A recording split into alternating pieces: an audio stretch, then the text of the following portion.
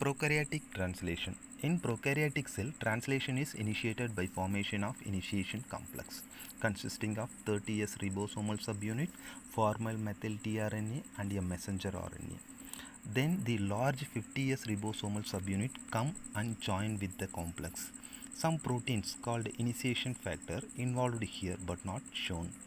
The 70S ribosome has three sites where the tRNA carry amino acid for the codons.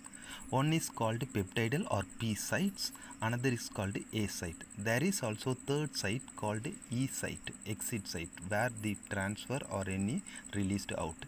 The initiating formal methionine tRNA will enter through the A site, then bind with the P site. Then the tRNA recognize next codon that carries the second amino acid move into the A site. The formal methionine carried in P site then joined to the second amino acid carried by the transfer RNA by peptide bond formation. Now the ribosomal complex move on the next codon and the transfer RNA that carry the formal methionine is released at E site.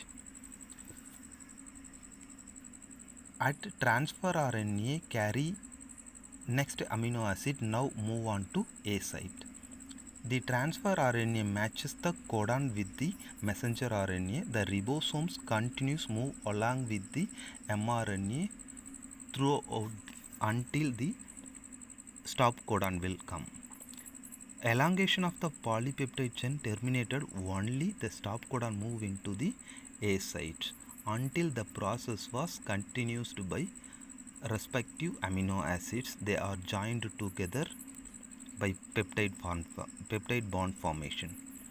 Stop codon that do not specify any amino acids. They will not code for any amino acid.